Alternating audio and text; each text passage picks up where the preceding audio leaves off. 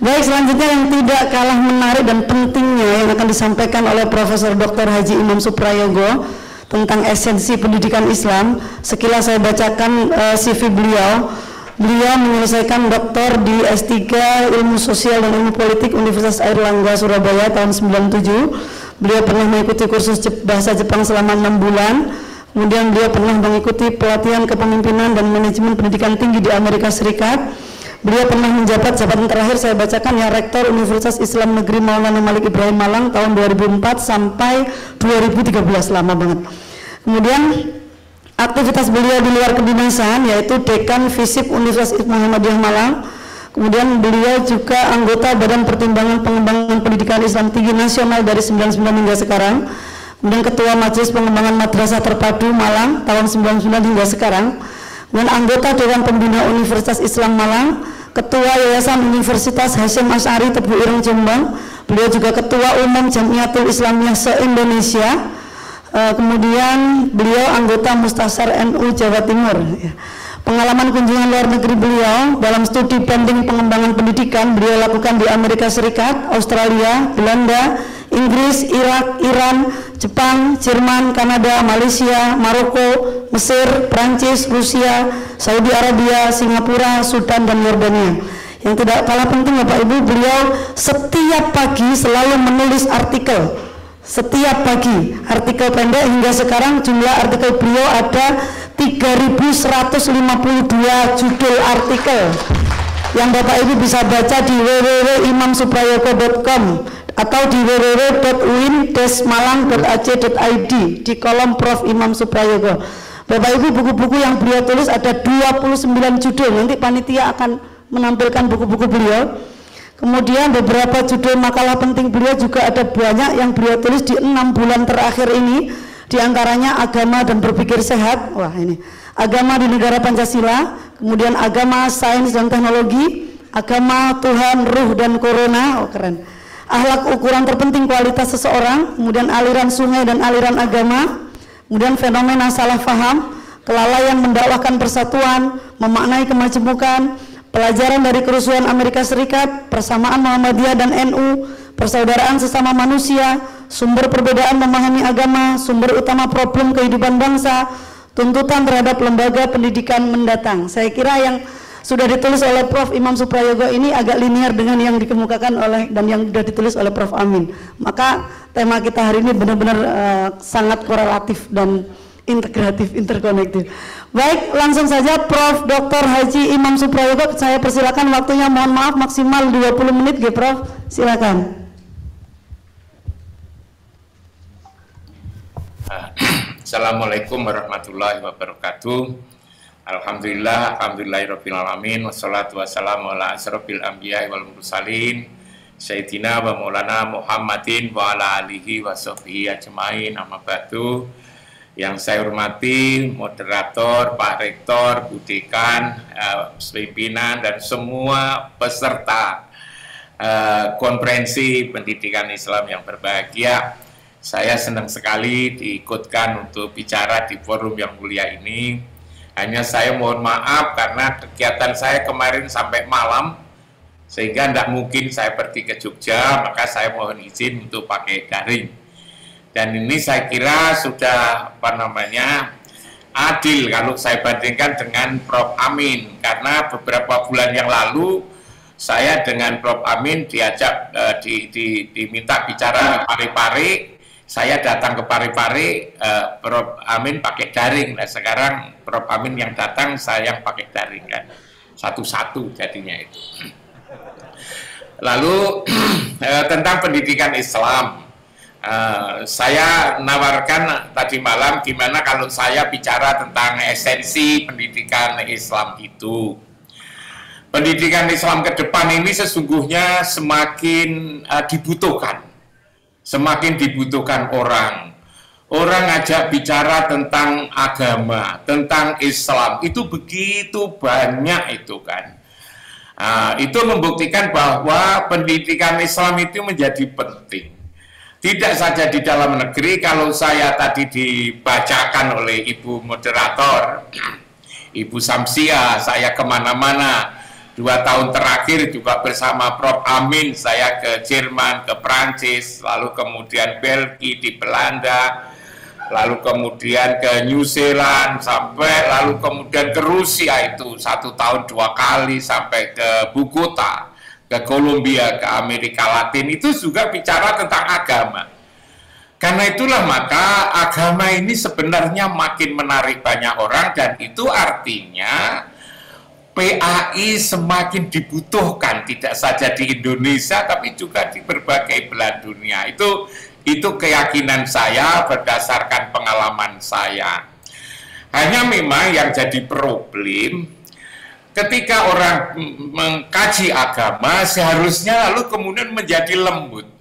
Hatinya menjadi lembut, hatinya menjadi lebih sabar, hatinya menjadi senang keadilan, senang kebersamaan, lalu kemudian juga atau Pak Rektor mengatakan berakhlak, lalu kemudian juga berhikmah itu.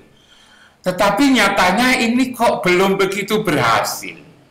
Tidak saja di sana, di tempat-tempat yang jauh, tetapi mungkin kita bisa lihat di kampus kita masing-masing.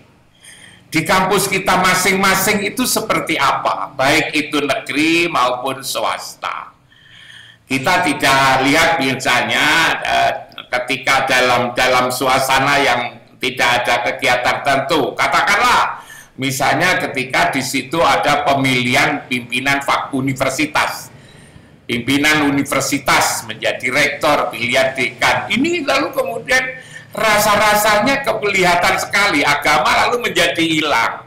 Di situ lalu kemudian berebut jabatan rektor, wakil rektor, jabatan dekan, jabatan ketua jurusan, yang macam-macam seperti ini. Agama sepertinya lalu kemudian hilang hanya gara-gara pergantian pimpinan. Ini kan membuktikan bahwa agama belum masuk di dalam hati seperti ini. Lalu ini mengapa? Saya menelusuri gitu. Jangan-jangan ada yang keliru ya. Jangan-jangan Prof. Amin kita ini ada yang keliru. Kita ini yang sudah sama-sama tua, dan saya lebih tua lagi. Umur saya sekarang sudah 72 tahun. Jangan-jangan ada yang keliru. Sumber agama kita ini kan Al-Quran dan Sunnah katanya. Sumber agama kita itu adalah itu. Lalu kemudian ketika kita turunkan menjadi mata pelajaran, mulai dari ibtidaiyah, sanawiyah, aliyah, S1, S2, bahkan mungkin juga S3. Yang kita utamakan kok bicara tentang misalnya akidah, bicara tentang fikih, bicara tentang stareh, bicara tentang akhlak tasawuf. Seolah-olah beberapa mata pelajaran itu sudah mewakili Al-Quran dan Sunnah. Lalu kemudian ketika kita ajarkan, saya pengalaman itu kan sulit dibantah. Sejak saya sekolah SD, SMP, SMA, sampai lalu kemudian saya di perguruan tinggi ketika saya belajar agama. Tatkala diajar tentang akidah, di situ ada kafir, mukmin, musyrik, munafik. Nah, ketika seseorang dimasukkan dalam satu konsep ini, kafir misalnya, orang jadi marah. Tatkala orang dimasukkan di mukmin, itu lalu kemudian seperti ada saingan, ada perdebatan, tidak saja berdebat, tapi juga lalu terjadi hina menghina. Begitu ketika kita ajari tentang fikih juga begitu. Ada halal, ada haram, ada sunnah, ada wajib, ada makruh, dan seterusnya. Orang berdebat lagi.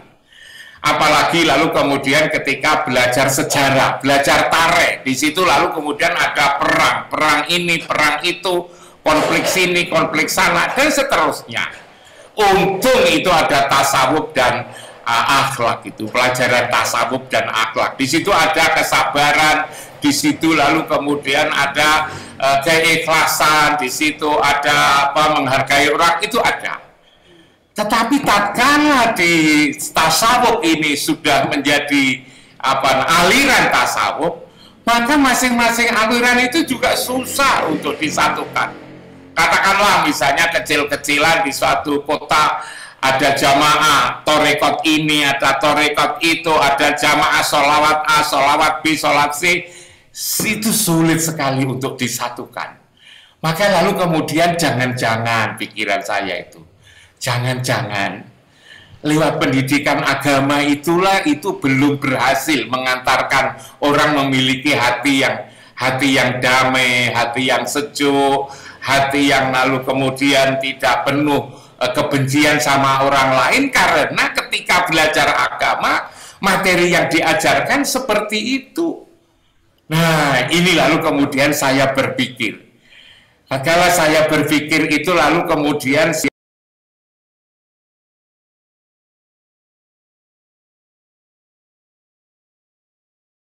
itu sebetulnya bicara apa? Al-Quran itu sebetulnya ngomong tentang apa sih Quran ini? Quran ini ngomong tentang apa? Kalau buku-buku pertanian bicara tentang pertanian. Kalau buku-buku peternakan bicara tentang peternakan. Kalau bicara ekonomi, buku-buku tentang ekonomi. Pertanyaannya adalah, kitab suci Al-Quran yang 30 juz, yang 114 surat itu sebetulnya bicara apa? Saya kadang-kadang renungkan, jangan-jangan Al-Quran ini adalah keterangan. Jangan-jangan Al-Quran ini adalah berisi tentang penjelasan. Maka lalu sehari-hari anak-anak kita ajari tentang penjelasan. Anak-anak kita ajari tentang keterangan. Bahkan disuruh ngapalkan keterangan tentang penjelasan ini. Kita seringkali lupa apa yang diterangkan oleh Al-Quran itu. Apa sebetulnya yang dijelaskan oleh Al-Quran itu? Barang atau benda yang dijelaskan oleh Al-Quran itu sesungguhnya apa itu? Sesungguhnya itu. Jangan-jangan kita ini sibuk di keterangan, kita ini sibuk di penjelasan, tetapi kita masih lupa tentang benda yang diterangkan. Benda yang dijelaskan itu, akhirnya lalu ketika kita belajar agama yang sekian lama itu, kita belum tahu sebetulnya benda yang diterangkan itu.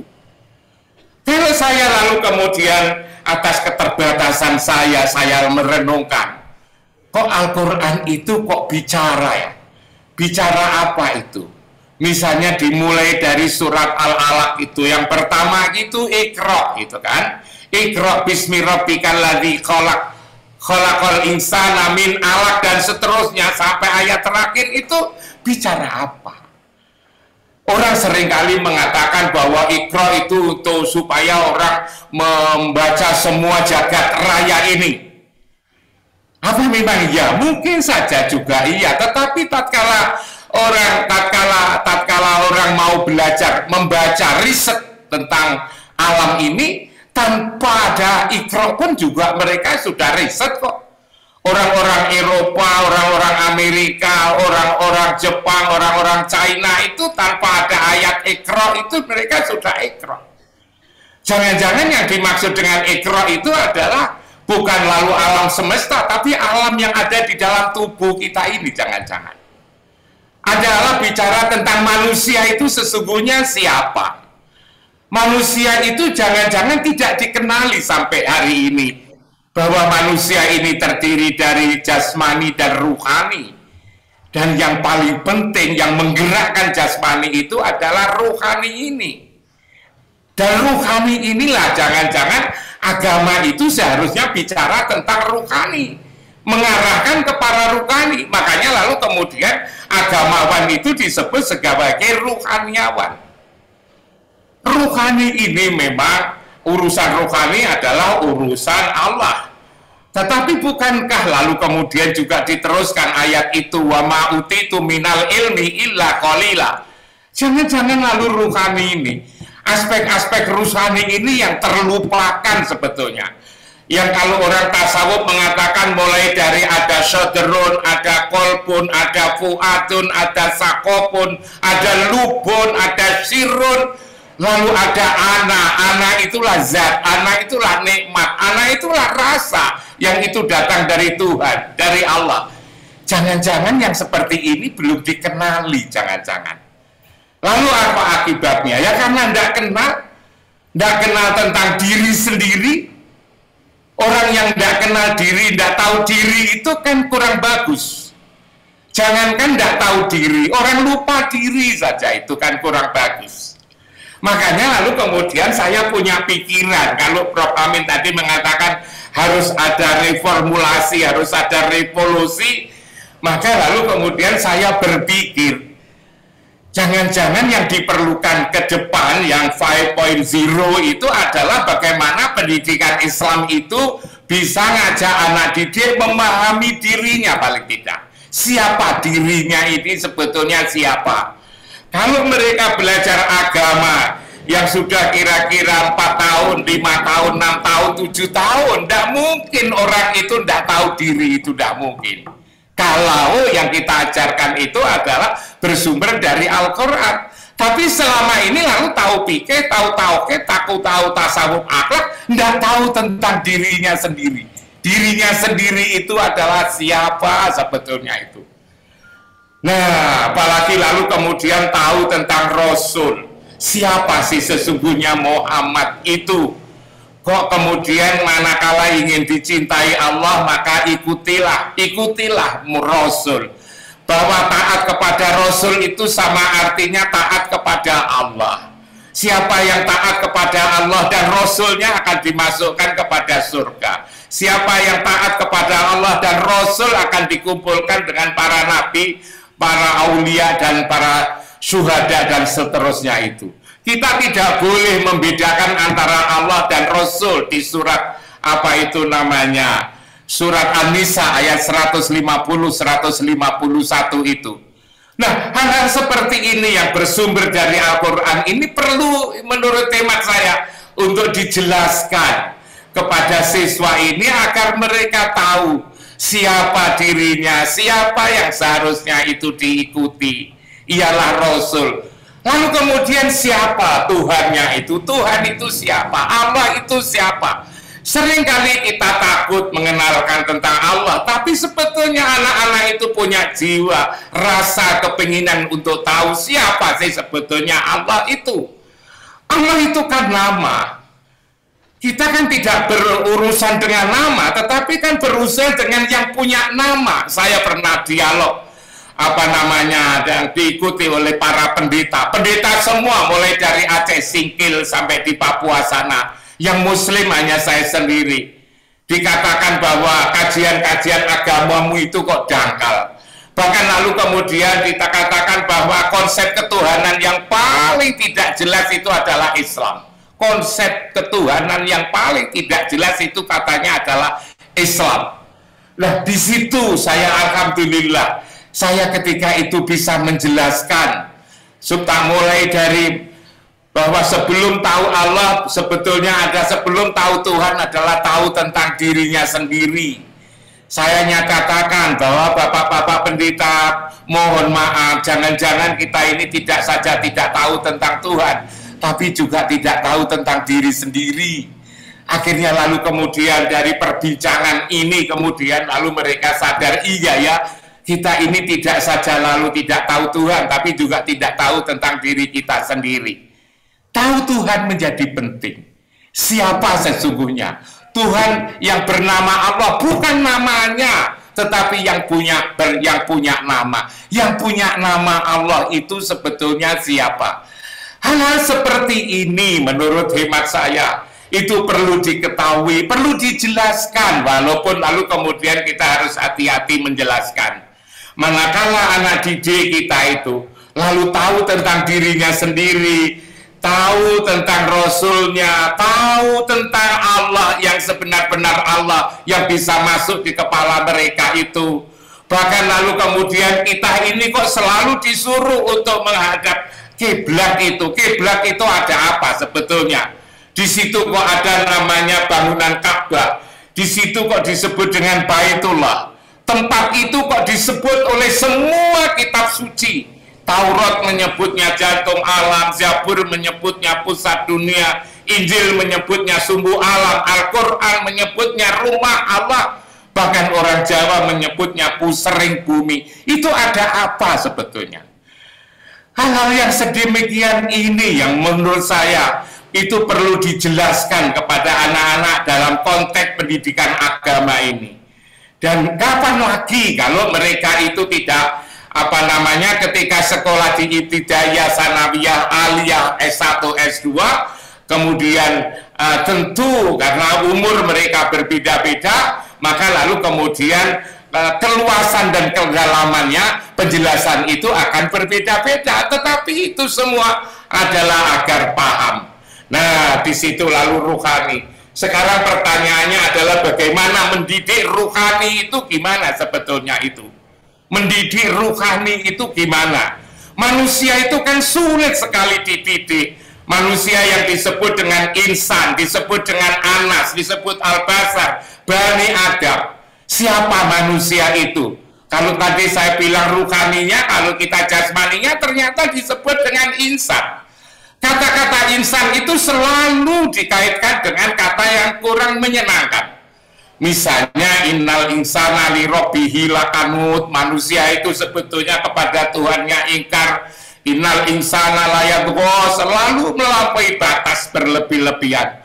Innal insana khuliqa halu'a, innal insana lafi kursrin ladulmun mubin, manusia itu doluman jahula, manusia itu kafuro jidala faturo do'ifa, dan seterusnya. Ini manusia ini adalah yang bersumber dari diri manusia ini. Gimana manusia yang seperti ini lalu bisa dirubah lewat pendidikan Islam secara tepat? Rasanya kalau hanya lewat beberapa jam tidak mungkin, tapi ada sebetulnya konsep-konsep itu kalau di Quran. Kok Quran mengatakan qad aflaha man tazakka wa dzakara rasma rabbih fasholla, sholat ternyata. Qad aflahal mu'minun alladzina hum fi sholatihim khashi'un wasta'inu bis-sabri was-shalah wa innaha lakabiratun illa 'alal khashi'in. Bahkan diterangkan khusyuk itu seperti apa. Alladzina yadunnuna annahum mulaqu rabbihim. Yang hal-hal seperti ini cara mendidik hati ini. Jangan-jangan ini belum diselesaikan. Karena itulah maka kepengurusan baru itu saya setuju kalau lalu kemudian ada keberanian mengubah mata pelajaran ini tanpa katanya Pak Amin tadi meninggalkan akidah, mengurangi kekuatan akidah, tetapi lalu kemudian berusaha bagaimana sesungguhnya pendidikan Islam yang dituntut untuk berubah, tidak saja orang-orang Indonesia, tapi juga di berbagai belahan dunia ini. Nah, saya tidak tahu apakah sudah habis waktunya. Berapa? Oh, 3 menit lagi. Seperti itu. Jadi sebetulnya ada pendidikan, ada ruhani, ada jasmani, ada ruhani. Sementara ini jangan-jangan agama untuk mendidik ruhani ini belum bisa diselesaikan. Dan jangan-jangan tidak saja tidak selesaikan, jangan-jangan salah jalur, jangan-jangan akhirnya lalu kemudian tidak bisa terselesaikan itu. Didikan rohani bukan lalu diajarkan di depan kelas pelajaran tentang akhlak, lalu kemudian disuruh ngapalkan ayat-ayat tentang sabar, disuruh ngapalkan tentang ayat-ayat tentang syukur, ayat-ayat tentang ikhlas. Kalau mereka sudah apa, lalu kita sebut mereka sudah ikhlas, sudah bersyukur, sudah sabar. Bukan seperti itu. Coba kemudian kita lihat misalnya di surat Al-Baqarah ayat 151 itu, kama arsalna fikum rasulam minkum yatlu alaikum ayatina wa yuzakkikum wa yu'allimukumul kitab. Itu coba ini direnungkan ayat ini, dan itu juga diulang lagi di surat Jum'ah itu ayat 2, huwallazi ba'asa fil ummiyina rasulam yatlu alaihi wa itu, dan seterusnya. Lagi-lagi juga diulang lagi di surat Ali Imran ayat 164 itu yang bahasanya adalah mirip. Siapa sesungguhnya yang punya kewenangan, yang ada di dalam adada ini adalah ruh. Yang ruh itu adalah yas'aluna ka'anir ruh kuliruh min amri robbi, tapi lalu wa ma'utitu minal ilmi illa qalila, kan masih ada walaupun itu sedikit. Lalu gimana ini kita kemas? dalam bentuk mata pelajaran gitu kan.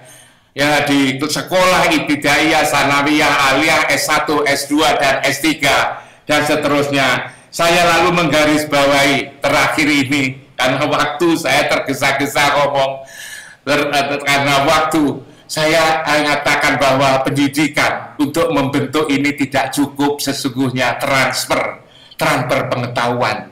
Kalau transfer pengetahuan itu hanya mengajak orang untuk tahu, tapi yang kita inginkan adalah tahu dan mengalami, tahu dan merasakan agar bisa menjalankan. Maka agar bisa merasakan, maka tidak cukup diterangkan di dalam kelas. Agar merasakan adalah mengalami. Yang tidak bisa ditularkan, kalau ilmu bisa ditularkan, tapi kalau rasa tidak bisa.